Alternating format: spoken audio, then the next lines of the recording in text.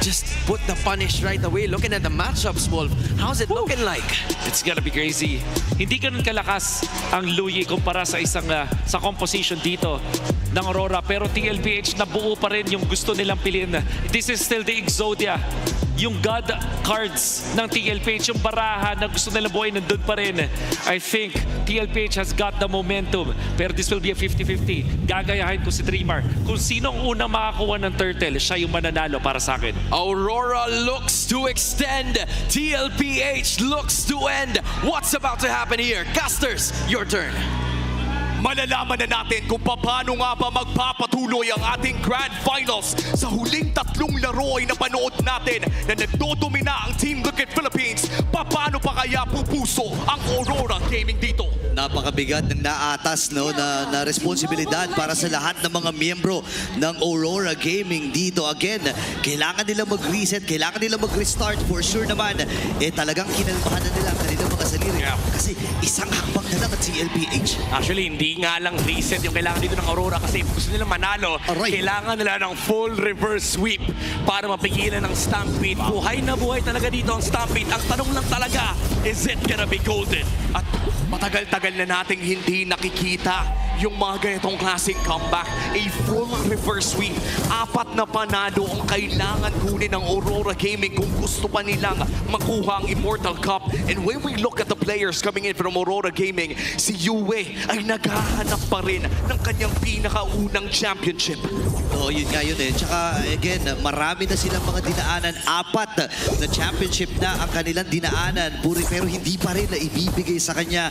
Sinabi ni Edward na gusto niyang bigyan ng championship itong si Yue. Pero parang nagiging mailap pa rin hanggang ngayon. At hanggang ngayon nakikita natin na ayaw talagang paglaruin ng Team Liquid Philippines ang Aurora. But with this Akai pick na mukhang kanina pa hinihiling ng ating mga panelists nila Wolf ay para bang mas nakakahinga ngayon ang Aurora. Yeah, I do agree. Ito yung I would say again sa nakikita natin mula sa Team Liquid Philippines. Parang ito yung pinaka-reliable out of the many heroes na pwedeng ilabas dito ng Aurora. Lalo yung Akai ni Demon Kite and even yung Terizla ni Edward. Pasok mo pa dyan yung winningest gold lane para kay Doming Kite. Ito rin talaga yung naging favorite ni Doming Kite during the regular season of Season 16 kung saan naging napakalinis at ganda ng record ng Aurora Gaming. Ang pinakauna nilang talo dito ay Week 1 pa. Pero mukhang nagkahanap na naman ng laban ng Team Liquid Philippines. Turtle ay nariyan na. Grabe, palaban talaga dito si Daddy JP. Ngayon si Demon Kite ay pinapalayo. Oh my goodness, hindi makalapit. Meron naman siya available ni Heavy Speed. Ipipilit na ata ni Demon Kite na makadikit. Ay nagamit na. Pero nandun yung box mula kay Sanji. Dispersion rotation. At first ball ay napunta na kaagad sa TLPH. Kaya naman magiging next sa target nila ay mali ba? Kundi itong si Edward. A Bracer Shot up to now para sa Chef. Wow, my goodness. Edward, akala natin yung Terizla. Ito yung magsiset sana sa Aurora for the Turtle. Kaso si Sanford men nauna siya. Na-force yung heavy spin mula kay Demon Kite. Hindi na naman sila nakapag-contest ng pagong.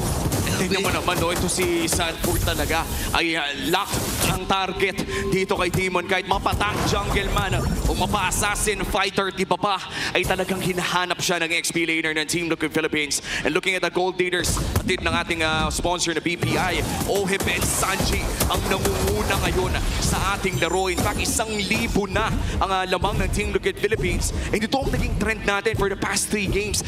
Laging nakakalamang sa early game ang Team Liquid. Yep, and lalo pa mas malaking problema dito ng Aurora kasi yung Stampede went global. Oheb. Okay, nagamit yung AOG. Tapos si Oheb with a flicker. Sobrang play safe naman nun. Talagang iniiwasan din ni Oheb na mamatay. Kasi kung titignan natin yung pat nung item na Priest kay Pierce, ayan na si JP pa rin. Alam mo, feeling ko talaga si Demon Kite yung tulog niya mamaya. Hindi lang si JP makikita niya, pati si Sanford. Kanina pa ayaw paglaruin yung jungler ng Aurora. May rotation din kasi yung dalawa eh. Kapag greens lang, nandyan si JP. Kapag objective, nariyan na rin si Sanford. Big pressure as well dito sa gold lane ng Aurora Gaming. Nariyan na rin sila Carl TZ and Oheb, the Baby Cakes tandem na na-enjoy natin for the past year. Sinong mag-aakala na si Carl TZ at Oheb ay magiging ganito katibay. Naging magkakampi. Grabe na yung bonding nila. Ay, naku po, binandingan din ng CLPH si Light. bilis na tunaw nila ito na. Ito na naman yung mga information game na napapunish ng TLPH. Alam nila kakababa lang nung Akai and walang tao sa mid. Actually kahit may tumulong doon, si Yue lang yung pakakatulong and alam naman ng TLPH, wala pang damage yung Sicilian. Kaya naman kahit sino pwede nilang bigyan, kahit si Light pa yung makita nila, tatalo kagad yung TLPH. Kaya na nagkakita na si Sanjay sumama na rin. Diversion kagad ay nabitawan. JP? Ngayon ay namaging Jammer Force. Atras mula dito Oh, si Daddy no! James. Gayon din naman ang apat ng miyembro mula sa Aurora. At libre na naman nilang ibibigay itong parang na to. And that's the second turtle na mapupunta sa kamay ng Team Liquid Philippines at hindi pa nga re-retry ito ni Carl. Inalaban pa yung purple. Oh my goodness! Wow! Naagaw pa ng Young Goat. Kanila lahat. Walang makuha yung Aurora and TLPH. 1.7k na ang kanilang kalamangan. Pangalawang bago. Ayaw mamigay Ayaw ni talaga. Carl Dizzy. Ayaw paglaruin, men. Retribution. Buti nila kahit nasunog pa. Ngayon, susunugin ata nila si Edward. Ay, nagitna! Napakahakdi na talaga. Flicker na bitawan na rin kagad ni Edward para lang makatakas. Men, yung mga kids nila dito, defensive JP, nila ginagamit. si Booming. JP, napakatapang, men. Ibang klase yung mga kasalanan na meron dito si Daddy JP. 5 minutes pa lamang ay tila ba'y hindi na makahinga ang Aurora sa ginagawa sa kanila ng Team Liquid Philippines. Biruin mo may mga tore pa pero parang walang pake ang Team Liquid Philippines. Tuwing up ang mga ulti, tuwing up ang mga battle spell ay hinahanap nila ang mga targets na gusto nila. Ang problema kasi men, yung sistema ng Aurora kailangan i-set up, kailangan i-install. And yung TLPH, ang ginagawa nila, dinidisrupt nila yung mga key members on the side of Aurora. Ipopoke nila para hindi makarespo sa mga susunod na skirmishes and dun silang mahanap ng mga punish. Yung mga natitirang members ng Aurora na kaya sanang lumaban at mag-reinforce na kanilang aggression, hindi umaabot sa mga pinipiling laban ng TLPH. And this is by far, I think, one of the faster games as well para sa Team Liquid Philippines. Gamit na gamit. Oh, mahanap din si Carl. JP din nata si Card, pero yung Taunt ay Ito na yung doon. Sanford. Si Sanford sa likuran. Demon kahit ang magiging target nila. Dispersion rotation na force kagad. Yung heavy spin. May idea dito ang TLPH na uubusan ng kits and resources. Hindi lang yun na nauubos. Pati yung mga buffs dito, inuubos din ang TLPH. Oh, Yue! Nahanap na naman ang purple buff. Carl Dizzy ay gutom na gutom sa mga buff ni Demon Kite. Forcing out the Bats Feast as well. Papasukin pa sa likod. Napakatabang talaga sila ngayon ay mapipilitan na kumatras. Kalahati yung buhay ni Carl Dizzy. Ngayon si Ohim ay free hit lang sa likod. Oh my Dispersion rotation, nahahaptian na rin si Dominic Kite. Ohim ay nakabasag na ng Torre. Hindi makahanap ng solusyon ng Aurora. Pre, nasipsip ka lang ng isang duality na wala yung kalahati ng buhay ni Dominguez. And again, TLPH, they're just forcing the issue against Aurora. Forcing out skills, forcing out spells. And even if hindi ma-convert yung kill, okay lang sa kanila. Kasi magpa-back up lang sila habang kinukuha nila yung mga objectives. This is going to take so much mula sa side ng Aurora Gaming. They are facing the defending champions of MPL Philippines na gustong mag-back-to-back. And for JP na undefeated sa Grand Finals, papasagin at susubukan ng Aurora Gaming. Pero para bang wala silang mahanap na butas sa TLPH for the last 3 games. Counted na ito rin.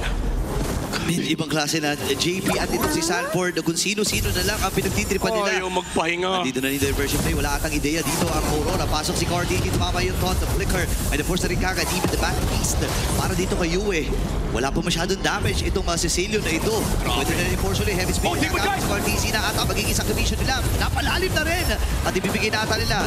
Gamit yung penalty zone. AOG, dalawa bata. Mga ni Sachi lamang muna yun. Pero nandun si JP para protektahan ang kanyang mga Anaxus. Ngayon naman, Sanford ay pupuntahan yung likod. Papatayin din natin dun si Light na combo pa nga literal.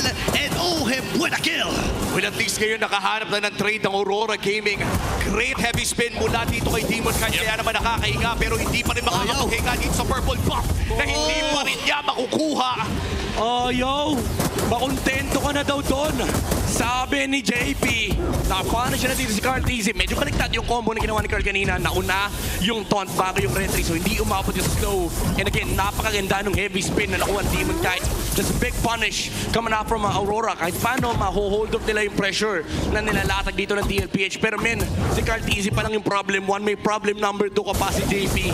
At habang tumatagal to, si Oheb ay sumasakit na rin. And Granger is one of the favorite picks dito ni Oheb. I think all time ay number 1 si Oheb, the Filipino sniper dito sa Granger pick na ito. And looking at the stats right now, in this 9-minute game, ay hindi na nga talaga nakakahinga ang Aurora. Saktong greens na lamang. At kahit kapag nag-greens dito si Demon, kahit pare nakikita siya ni JP. Oo, tsaka ang mahirap dito, kailangan magsama-sama ng Aurora kapag kumukuha ng objective si Demon kahit wala talagang laya dito ang Aurora Gaming at ibibigay na nila. Wala silang choice pre, kailangan nila ibigay itong Lord na to. Hindi talaga sila pwede mag-contest. Lalo na may diversion pa pwede manggaling mula dito kay Sanji. Oheb, nagpapalaki ng stats. Actually, kanina pa niya kinikase yung Lord mula kay Carl TZ. Pero yung mga ganong klaseng play, hindi siya cute siya eh. Pero sa totoo lang, super consistent mula sa TLPH. Lagi nilang nilalayer, men. Kanina pa yung Death Sonata sa karetry ni Carl lagi magkasabay. Praktisado na talaga ang ginagawa ng Team Liquid Philippines. And here comes the diversion play. Ang tanong ay saan sila mapupunta? Demon Kite! Ay, bibigyan na naman nila si Demon kahit hindi na naman naagaw. Ay, hindi na naman niya nakuha yung kanyang purple buff. OMG! Talagang kanina pa ata, since minute 2, wala pang purple buff itong si Demon Kite. Akala mo naka-funny yung Akay eh. Akala mo naka-funny si Demon Kite dito kung gusto ng purple ng Team Liquid Philippines. May Holy Shields pa naman dito sa gitna pero agad na itong puputok. May Holy Shield pa doon sa may bandang ibaba. Si Light ay kailangan na nga mag-recall. Naghahanap ng inhibitor turrets ng Team Liquid Philippines dito and Aurora Gaming forced to defend against this Lord in Power GL. Okay, sumabog na naman yung ibaba eh. And naka-ready pa rin ang TLPH. Pinapatay ni Sanji kung may lilikod sa kanya. Hanggang ngayon hindi pa rin nila nakikita si Light. Nasa likuran ata. Penalty zone na, tatlo ang nahuli. Pero sapat ba yung kanilang damage? Parang hindi! Kasi pinagpapabaril! Kasi nandito yung Oheb. Pero mapapatay din si Oheb. Kailangan na pumatay. Hindi rin nagamit din. Tayo si Demon Guy. Same with Edward. Pero sapat ba yung kakayahan nila? Sanji na pa-flicker na. Dispersion. Diversion play. Actually, ay ginamit niya at hindi lang siya nakasakay. Kakuntigan pa siya doon na makalabas ng Aurora. That sandwich from Light, it worked out in their favor. Medyo nagkagulo yung team fight for TLPH. Nag-disperse nila. Even na nakapag-flicker out si Oheb. Medyo nag-overcommit din yung Granger and nahuli siya ni Doming at pa rin ni Yue. And the regular season MVP of Season 16, Light, finds a way para dito sa Aurora Gaming na makahinga pa mas lalo. Mapapanood natin yan sa ating instant replay. Penalty zone mula kay Edward. Yes, it was a quick flicker mula dito kay Oheb pero Midnight, paano ba na nag-continue ito? Tinamaan na naman ng Sanguine's Claw si Oheb tapos tinamaan siya nung Pat's Impact mula kay Yue. Kaya naman napatumba nila yung Granger and after that, nawala yung damage dealer dito ng TLPH. Although nandiyan pa naman si Sanford at si Sanji, nagkahiwa-hiwalay na sila kasi nandun na lumabas yung heavy spin mula kay Demon Kite. At pumupuso pa rin dito ang Aurora Gaming. Nakat nila ang gold lead by around 2,000 at kaya na pumalagi. Itong mga 4,000, 5,000, yan na yung kahit papano ay kaya mo makipag 5v5. Granted, na mas maganda yung maging setup para sa Aurora Gaming. Tandaan natin, hindi na pwedeng madapa ang Aurora dito. 3 beses nang nanalo ang Team Liquid Philippines at isa na lang ang kailangan nila for back-to-back MPL champions. At 40 seconds na lang ang ating inaabangan para sa pangalawang Lord ng larong ito. Si Light ay matatagpuan dito ni Carl TZ. Ngayon, kinakapa muna ng Aurora yung mga damuhan dahil ang daming mga players dito ng TL na hindi nagpapakita. Kasama na ang Aurora, hahawakan na ng TLPH ang Lord. Si Sanford ay nakaabante. Naghahanap si Sanford ng angulo dito. Sasayawin lamang ang Lord. Carl TZ, hahawakan na half HP para sa Lord na to. Demon Kite na sa harap pa rin ni Carl TZ. Edward naghahanap si JP doon sa likod. Makikita si Yue. Si Sanford ay tatalo na rin. Edward! Good ay tumalon na rin. Itong si Edward. Sanji ata ay mapapatay. Yung Lord! Example force pero makakatakas din siya. Yung Lord! Oheb ready pa rin talaga. Ganda ng heavy spell. Si Demon Kite ang natagumpay. Bukay pa rin naman sila dito. Mapapatay siya ni Doming. Sanford! Sa bahagi naman, may hinahamon doon si JP. JP ngayon ay idadalin or si Sanji ay idadalin doon sa may gilid. Pero lalayo na muna sila. Sabi ni Sanford. Doming Kite. Then pag-examine force. Atras muna si Oheb dito. Sasaluhin ng ni Sanford lahat ng damage mula dito sa Aurora. Wow! Pero buhay pa rin siya. No way! Son, purify na gamit ni Doming. Pero hahabulin siya ni Danny JP.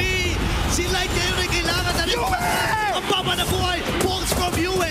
Pero hindi pa rin sapat yung mga damage niya. 5 segundo para dito kay Demon Kite. Hindi naman susubukan ng Team Liquid Philippines na tapusin ito dahil may problema doon sa may bandang itaas. Miracle Lord Steal mula dito kay Aurora Gaming. Demon Kite binuhay ang pag-asa ng Aurora.